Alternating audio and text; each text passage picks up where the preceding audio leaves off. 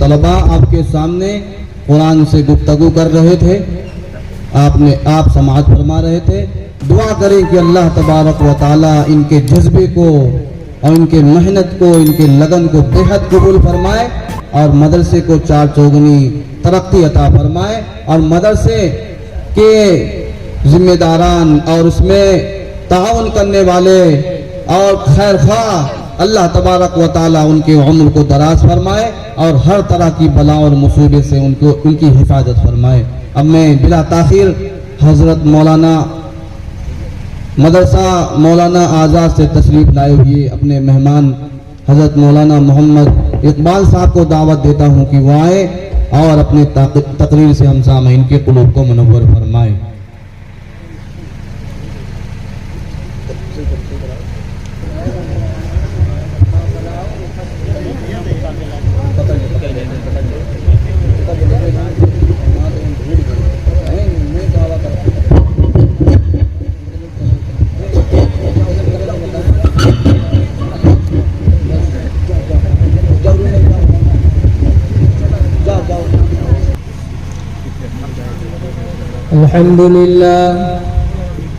الحمد لله نحمده ونستعينه ونستغفره ونؤمن به ونتوكل عليه ونعوذ بالله من شرور أنفسنا ومن سيئات أعمالنا من يهده الله فلا مضل له ومن يضلله فلا هادي له ونشهد أن لا إله إلا الله وحده لا شريك له ونشهد أن سيدنا ومولانا محمدا عبده ورسوله أما بعد فأعوذ بالله من الشيطان الرجيم بسم الله الرحمن الرحيم اليوم أكملت لكم دينكم وأتممت عليكم نعمتي ورضيت لكم الإسلام دينا وقال تعالى في مقام آخر لقد من الله على المؤمنين إذ بعث فيهم رسولا من أنفسهم يتلو عليهم آياته ويزكيهم ويعلمهم الكتاب والحكمة وإن كانوا من قبل لفي ضلال مبين آمنت بالله صدق الله العظيم وقال النبي صلى الله تعالى عليه وسلم من يرد الله خيرا يفقهه في الدين أو كما قال عليه الصلاة والسلام۔ سامعین کرام، میرے بزرگوں، دوستوں، میرے عزیز ساتھیوں اور میری پیاری ماں بہنوں، میں نے قرآن مقدس کی 2 آیت کریمہ اور نبی علیہ الصلاۃ والسلام کے ارشادات نبویہ میں سے ایک حدیث مبارکہ پڑھی ہے۔ یہ ربیع الاول کا مہینہ چل رہا ہے اور جلسہ بھی اسی عنوان سے رکھا گیا ہے، جلسہ سیرت النبی و اصلاح معاشرہ۔ اسی کے حوالے سے میں نے قرآن مقدس کی 2 آیت کریمہ اور ایک حدیث مبارکہ پڑھی ہے۔ سیرت نبی علیہ الصلاۃ والسلام کی یہ ایسا منفرد اور سدا بہار موضوع ہے کہ 1400 سال گزر جانے کے باوجود اس کا شباب جوں کا توں باقی ہے۔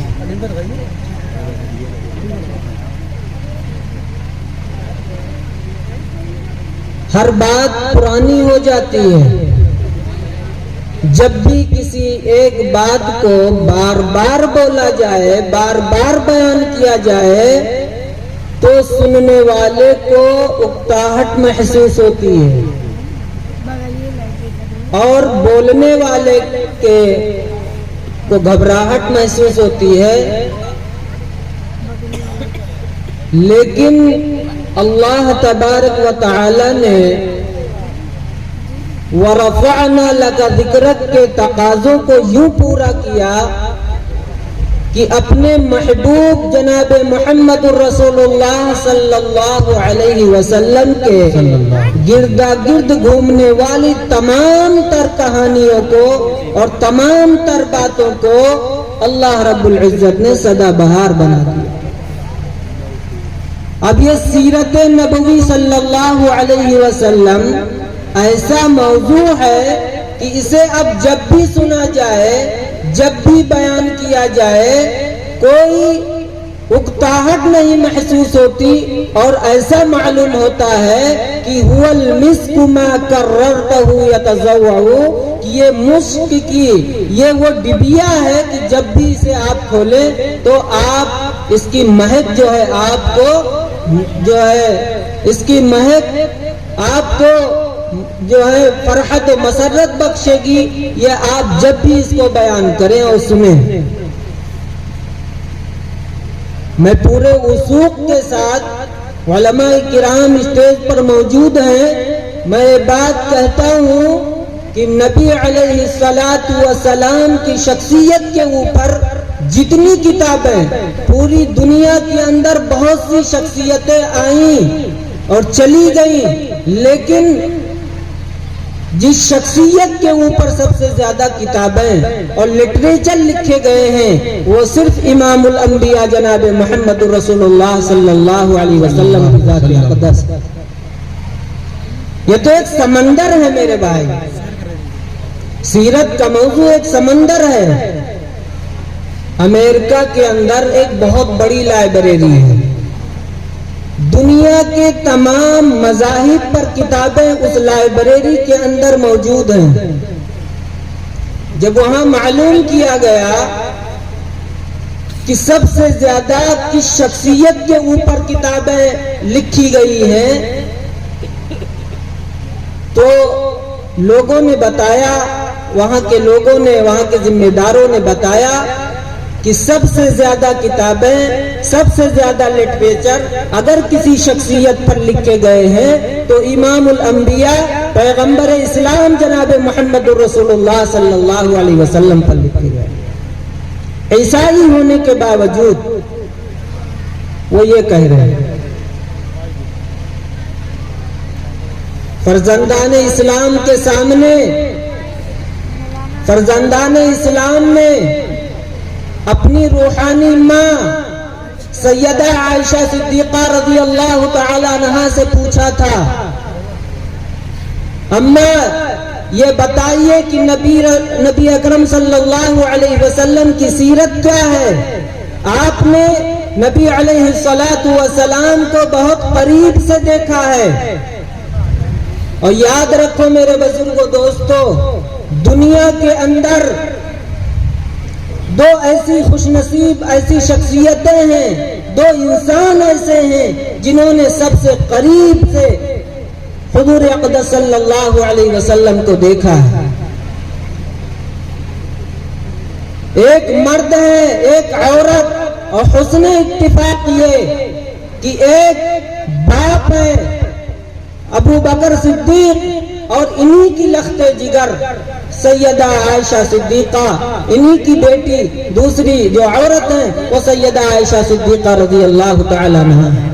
بہت قریب سے، اتنا قریب سے دیکھا کہ یہ قرب جو ہے روح الامین کو بھی میسر نہ آ سکا جو سید الملائکہ ہیں.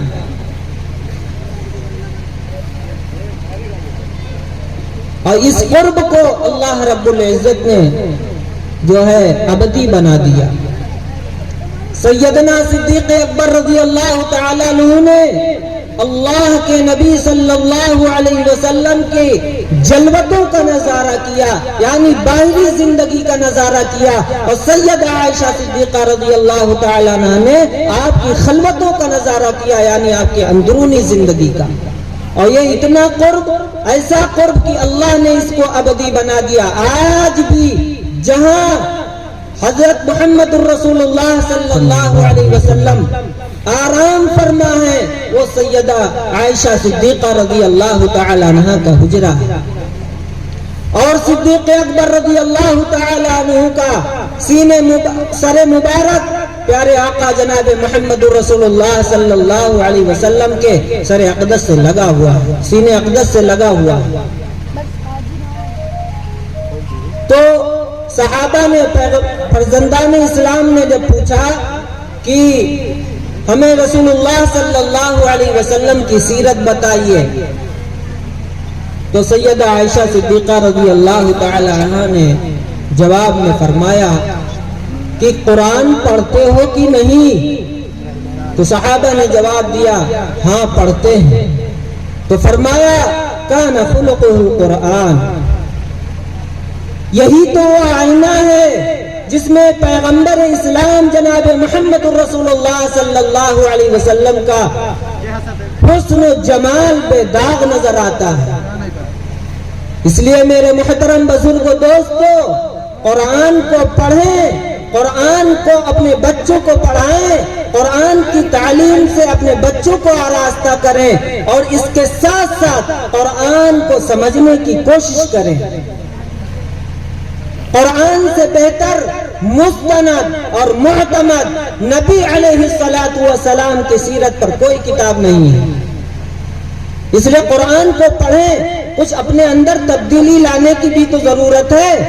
اور یاد رکھیں ہماری زندگی کے اندر اس وقت تک تبدیلی نہیں آ سکتی جب تک ہم قرآن کو سمجھیں گے نہیں۔ قرآن کا فہم اور قرآن کو سمجھنا نہایت ہی ضروری ہے۔ اس لیے قرآن ہی کے حوالے سے نبی علیہ الصلوۃ والسلام کی سیرت بتاتا ہوں کہ جس پر سیرت کچھ پہلو ابھی میں نے قرآن سے ہم نے چند آیتیں ہم نے آپ کے سامنے تلاوت کی ہیں۔ شروع میں اللہ رب العزت نے امت مسلمہ کو تکمیل دین کی بشارت دی ہے۔ فرمایا الیوم اکملت لکم دینکم واتممت علیکم نعمتی ورضیت لکم الاسلام دینا۔ اللہ رب العزت نے امت مسلمہ کو تکمیل دین کی بشارت دی۔ چلیے عرفات کے میدان میں 1,00,000 سے زیادہ فرزندان اسلام سامنے ہیں، اور امت کا سب سے بڑا انسان اللہ کا آخری رسول جناب محمد رسول اللہ صلی اللہ علیہ وسلم اپنے قلب اطہر پر نازل ہونے والی بشارت فرزندان اسلام کو سنا رہے ہیں۔ نجوم ہدایت کا ہجوم آپ کے سامنے موجود ہے۔ اللہ کے نبی فرما رہے ہیں کہ تم کو مبارک ہو، ابھی ابھی یہ اطلاع آئی ہے کہ اللہ نے تمہارے لیے دین کو مکمل کر دیا۔ ابھی ابھی یہ اطلاع آئی ہے کہ اللہ نے تمہارے لیے دین کو مکمل کر دیا۔ وَأَتْمَمْتُ عَلَيْكُمْ نِعْمَتِي، اور تم پر اپنی نعمت تمام کر دی۔ اس پر میں ابھی پھر گفتگو کروں گا کہ اللہ رب العزت نے،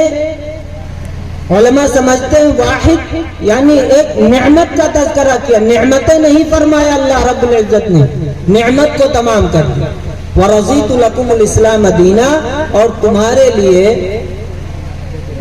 منصفانہ زندگی گزارنے کے لیے اسلام کو ضابط حیات چن لیا۔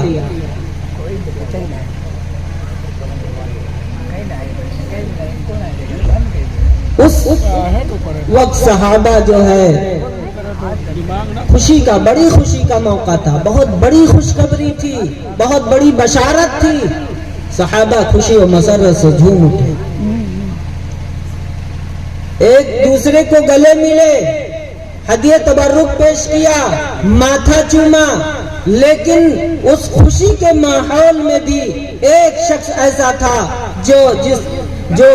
روتا ہوا نظر آیا، لیکن اس کا رونا کسی کو سمجھ میں نہ آیا، اس کا رونا کسی کو سمجھ میں نہ آیا۔ وہ رونے والے کون تھے؟ وہ رونے والے جن کی مسکراہٹیں بھی اسلام میں حجت ہیں اور جن کے آنسو بھی اسلام میں معیار ہیں، وہ سیدنا حضرت صدیق اکبر رضی اللہ تعالیٰ عنہ، وہ رو رہے ہیں۔ صحابہ نے پوچھا اتنی بڑی خوشخبری، تکمیل دین، اتمام نعمت اور جو ہے تکمیل دین، اتمام نعمت، ان تمام تر بشارتیں دی گئی اور آپ اس خوشی کے ماحول میں بھی رو رہے ہیں۔ آپ کا رونا ہمیں سمجھ میں نہیں آ رہا، آپ کیوں رو رہے ہیں؟ تو حضرت سیدنا صدیق اکبر رضی اللہ تعالی عنہ نے کہا کہ خوشی ہمیں بھی ہے اور میں بھی اس پر شکر گزار ہوں، لیکن جس رخ پر میرا دل چلا گیا شاید تم میں سے کسی کو احساس بھی نہیں ہے، شاید تم میں سے کسی کو احساس بھی نہیں ہے، کیوں یہی وہ اہداف تھے، یہی وہ مشن تھا جس کو کمپلیٹ کرنے کے لیے، مکمل کرنے کے لیے اللہ رب العزت نے حضرت محمد رسول اللہ صلی اللہ علیہ وسلم کو بھیجا تھا۔ اب وہ مشن مکمل ہو چکا ہے، لہذا اب مجھے ڈر ہے کہ شاید آپ ہم سے جدا ہو جائیں گے، اللہ کے نبی ہم سے جدا ہو جائیں گے، اس لیے میں رو رہا ہوں۔ تب فرزندان اسلام اور روشن ضمیروں کو اس بات حضرت ابو بکر صدیق کی بلاغت فکر کا اندازہ ہوا کہ سیدنا ابو بکر صدیق رضی اللہ تعالیٰ عنہ کے بلاغت فکر کا کیا عالم ہے۔ یہ شخص اس دن بھی رویا جب آپ صلی اللہ علیہ وسلم سخت علالت میں ہیں، تکلیف میں ہیں۔ اس دن بھی اللہ کے نبی صلی اللہ علیہ وسلم نے مسجد نبوی شریف میں فرزندان اسلام سے فرمایا کہ لوگوں، اللہ نے اپنے ایک بندے کو اس بات کا اختیار دیا کہ اگر تم دنیاوی زندگی تمہیں پسند ہے، تم دنیا کے اندر رہنا چاہتے ہو تو تمہیں اختیار ہے، ہم تمہاری خواہش کے مطابق ہم تمہاری دنیاوی زندگی کو بڑھاتے جائیں گے، لیکن اگر تم میرے جوار رحمت میں آنا پسند کرتے ہو تو مبارک ہو، تمہیں میرے لیے، تمہارے لیے جو ہے میرے آغوش تمہارے لیے کھلے ہوئے ہیں۔ اس دن بھی اس روشن ضمیر نے رو دیا۔ تو صحابہ نے پوچھا کہ ابو بکر آج کیوں رو رہے ہو؟ آج آپ کا رونا سمجھ میں نہیں آیا، یہ تو اللہ کے کسی ایک بندے کی بات ہو رہی ہے۔ تو حضرت صدیق اکبر نے کہا یہ کسی اور کی بات نہیں ہو رہی، یہ انہی کی بات ہو رہی ہے۔ یہ آپ کو کھل کر بتانا نہیں چاہتے کہ آپ اس کو برداشت نہیں کر سکیں گے، آپ کا سینہ جو ہے شک ہو جائے گا، اس لیے اس کو بتانا نہیں چاہتے۔ اس لیے میرے محترم بزرگوں، دوستو، اس دن بھی محبوب کی جدائی کے اشارے پر، محبوب کی جدائی کے کنائے پر جو شخص رویا وہ سیدنا صدیق اکبر رضی اللہ تعالی عنہ۔ لیکن اس کے باوجود اتنا مستحکم اور مضبوط تھے حضرت سیدنا صدیق اکبر رضی اللہ تعالی عنہ کہ اگر علامہ ابن تیمیہ رحمت اللہ علیہ اس پر تبصرہ کرتے ہوئے لکھتے ہیں کہ اگر اس دن، جس دن پیارے آقا علیہ السلام کی وفات ہوئی، اس دن اگر سیدنا صدیق اکبر رضی اللہ تعالیٰ عنہ اتنا مستحکم و مضبوط نہ ہوتے تو نامعلوم مسلمانوں کا کیا حال ہوتا۔ حضرت سیدنا صدیق اکبر رضی اللہ تعالیٰ عنہ بہت ہی مستحکم اور مضبوط۔ سیدنا، یقیناً میرے بھائیوں، بزرگوں، دوستوں، یہ بہت بڑی نبی علیہ ربیع الاول کا مہینہ چل رہا ہے۔ نبی علیہ السلام کی ولادت بھی اسی مہینے میں اور حسن جو ہے وفات بھی اسی مہینے میں۔ حضرت سیدنا صدیق اکبر رضی اللہ تعالیٰ عنہ اسی دن کا واقعہ ہے کہ آپ بیمار تھے۔ اس دن اللہ کے نبی نے حضرت صدیق اکبر رضی اللہ تعالیٰ عنہ کو یہ کہہ کر گھر بھیج دیا کہ آج تم چلے جاؤ، کئی دن سے سوئے نہیں ہو، اور جا کر گھر پر آرام کر لو۔ اللہ کے نبی سخت بیمار تھے، تکلیف میں تھے، کئی دن سے سیدنا صدیق اکبر رضی اللہ تعالیٰ عنہ سوئے نہیں تھے۔ اللہ کے نبی نے انہیں اجازت دی کہ تم گھر چلے جاؤ، گھر پر آرام کر لو، اور میرے پاس عباس بھی ہیں، علی بھی ہیں، لہذا حضرت سیدنا صدیق اکبر رضی اللہ تعالیٰ عنہ گھر چلے گئے۔ اس حادثے کی خبر وہیں گھر پہ سنی، جس حادثے کے تصور سے دل دکھتا تھا، اس حادثے کی خبر کہاں سنی؟ گھر پہ سنی، اور تیزی سے حجر عائشہ کی طرف آئے، اور جو ہی اور لکھا ہے کہ بہت ہی مستحکم اپنے آپ پر قابو رکھتے ہوئے آئے، اور حجر عائشہ کے باہر جو ہی اپنے سواری سے اترے، بے سابقہ زبان سے جملہ نکلا، وا نبیہ وا صفیہ وا رسولہ، اے میرے محبوب، اے میرے نبی، اے میرے دوست، پوری زندگی تم نے کبھی تنہا سفر نہیں کیا میرے بغیر، آج تم مجھے تنہا چھوڑ کر جا رہے ہو، آج مجھے تم تنہا چھوڑ کر جا رہے ہو۔ اللہ کے نبی صلی اللہ علیہ وسلم کے جسد اطہر پر چادر تنی ہوئی تھی، سیدنا صدیق اکبر رضی اللہ تعالیٰ عنہ نے آپ کے رخسار مبارک سے چادر ہٹائی، آپ کا ماتھا چوما، بوسہ لیا، اور پھر کیا تھا؟ طبت حیا و میتا، کہ موت جو ہے تمام لوگوں کے حسن و جمال کو چھین لیتی ہے، لیکن محمد تیری موت بھی حسین اور تیری زندگی بھی حسین، موت بھی تیرے حسن و جمال کا کچھ نہ بگاڑ سکی، کچھ نہ بگاڑ سکی۔ حضرت صدیق اکبر رضی اللہ تعالی عنہ حجر عائشہ سے باہر آئے، اور صحابہ جمع ہو گئے، شکستہ دل، ٹوٹے ہوئے احساسات کے ساتھ۔ حضرت عمر خطاب رضی اللہ تعالی عنہ بھی آئے، جو شمشیر بکف مدینہ کی گلیوں میں پھرتے تھے، اور یہ کہتے تھے جس نے یہ جملہ کہا، جس نے یہ کہہ دیا کہ نبی علیہ السلام کی وفات ہو گئی تو میں لأضرب عنقہ، میں اس کی گردن اڑا دوں گا، وہ بھی اپنے ٹوٹے ہوئے احساس کے ساتھ آئے۔ حضرت سیدنا صدیق اکبر رضی اللہ تعالی عنہ نے ایک خطبہ دیا، اور رازدار نبوت نے بڑے دو ٹوک لہجے میں فرمایا، ان اللہ عمر محمدا وابقى وبلغ رسالت اللہ۔ اس طریقے سے بڑا طویل خطبہ آپ نے فرمایا، اور فرمایا اس کے بعد میں ایک طویل خطبہ، اس کے بعد فرمایا، اللہ تعالیٰ نے فرمایا کل نفس ذائقۃ الموت، وقال تعالی کل من علیہا فان، وقال تعالی ما کان لبشر من قبلک الخلد، وقال تعالی ما کان محمد ابا احد من رجالکم ولکن رسول اللہ وخاتم النبیین۔ صحابہ کہتے ہیں جب ابو بکر صدیق نے یہ خطبہ پڑھا تو ایسا لگتا تھا یہ آیتیں پہلے سے مجھے معلوم تھیں، پہلے سے میں ان کو جانتا تھا، لیکن کہ یہ بھی جانتا تھا کہ پہلے سے نازل ہو چکی ہیں، لیکن جس موزونیت کے ساتھ اور جس انداز کے ساتھ آج سیدنا صدیق اکبر نے پیش کیا، ایسا معلوم ہوتا تھا یہ آیتیں آج اتر رہی ہیں۔ حضرت عمر خطاب رضی اللہ تعالی عنہ کو قریب کیا، آپ کو گلے لگایا، اس کے بعد فرمایا، عمر محمد میرا محبوب ہے، معبود نہیں ہے، اور جو معبود ہوتا ہے اس پر کبھی موت نہیں آتی، جو پیدا ہی نہیں ہوا اس پر کبھی موت نہیں آتی۔ تو میرے بھائیوں، بزرگوں، دوستوں،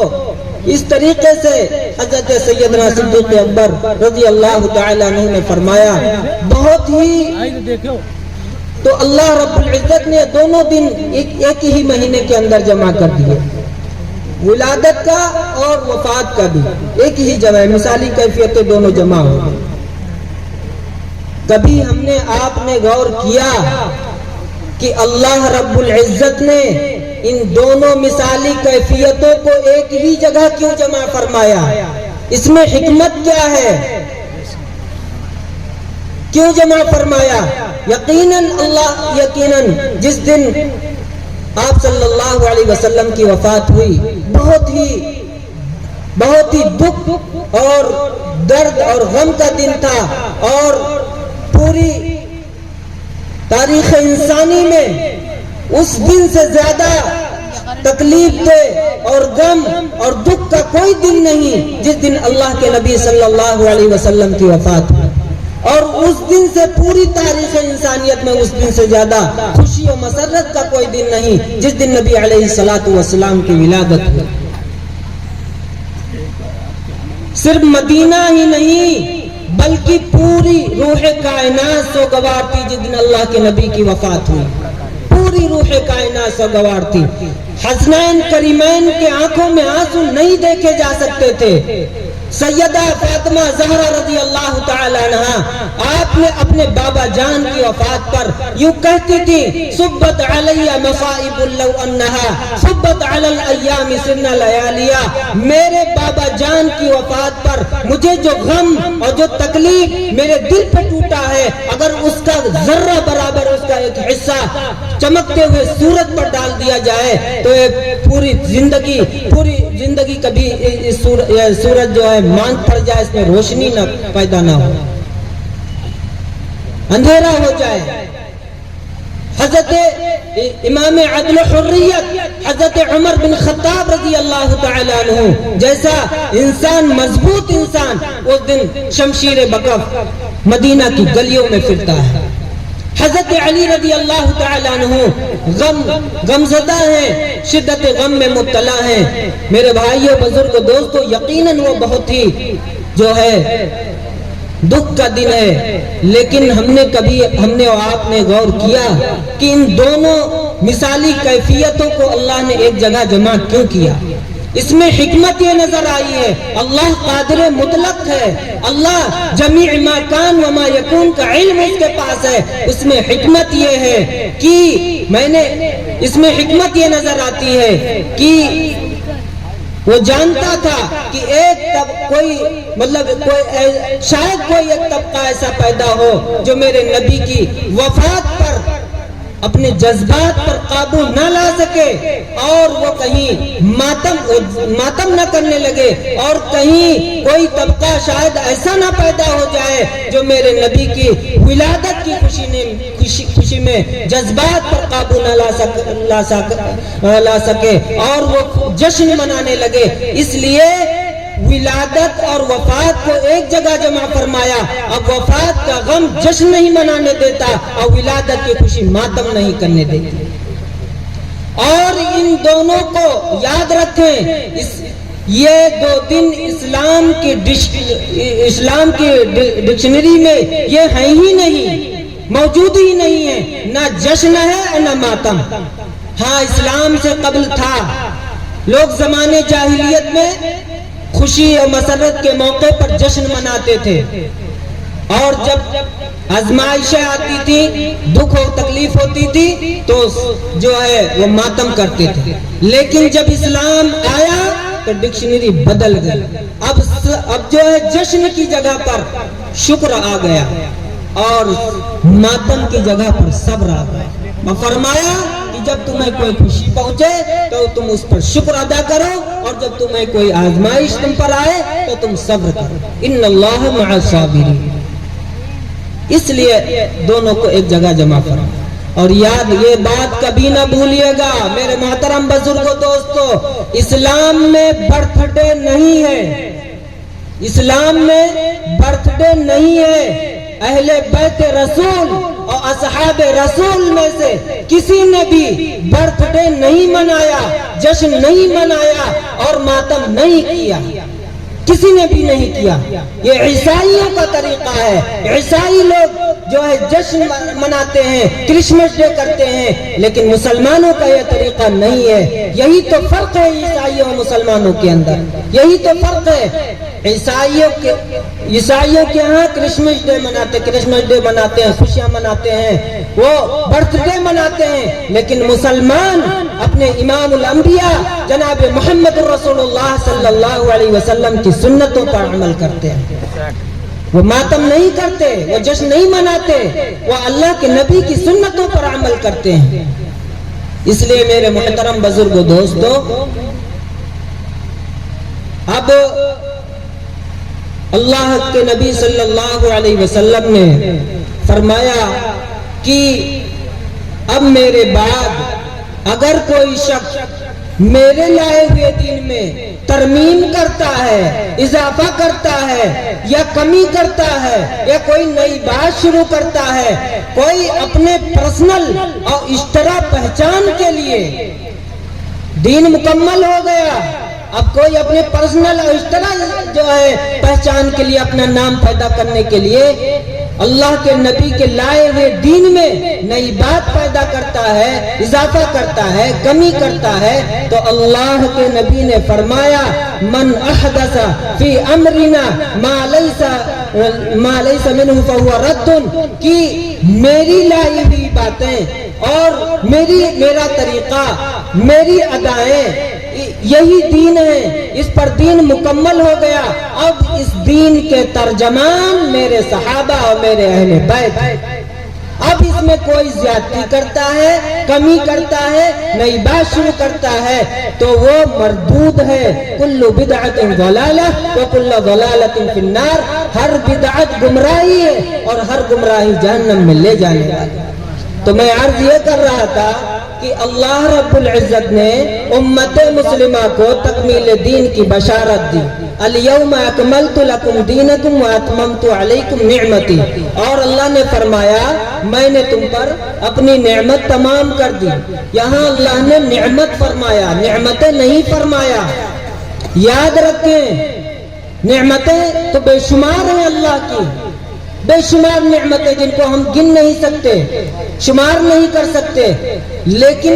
قرآن میں آپ جب دیکھیں گے جہاں جہاں نعمتوں کا تذکرہ آیا ہے ان تمام جگہ پر قرآن دعوت فکر دیتا ہے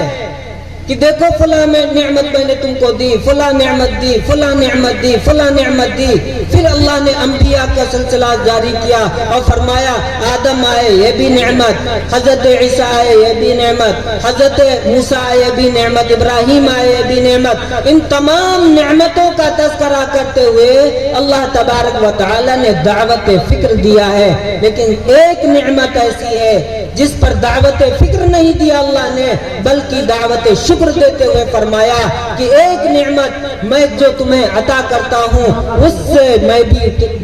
مجھے اس نعمت پر مجھے بھی ناز ہے۔ وہ نعمت کیا ہے؟ لقد من اللہ علی المؤمنین اذ بعث فیہم رسولا، کہ اللہ کے نبی کو بھیج کے اللہ نے فرمایا کہ محمد رسول اللہ جیسی نعمت تمہیں عطا کی، جس نعمت پر مجھے بھی ناز ہے۔ اور اللہ نے فرمایا من قبل لفی ضلال مبین، یہی وہ روشنی کا مینار تھا، ہم اندھیرے میں تھے، اللہ نے فرمایا تم اندھیروں میں تھے، اس روشنی کے مینار نے تمہیں روشن کر دیا۔ میرے بھائیوں بزرگوں دوستو، کیسے روشن کیا؟ ابھی میرے مدرسے کے طالب علم نے ایک واقعہ بیان کیا، ایک شخص کا کہ وہ زمانے جاہلیت کے اندر لوگ لڑکیوں کو زندہ درگور کر دیا کرتے تھے، دفن کر دیا کرتے تھے۔ بڑا طویل واقعہ ہے کہ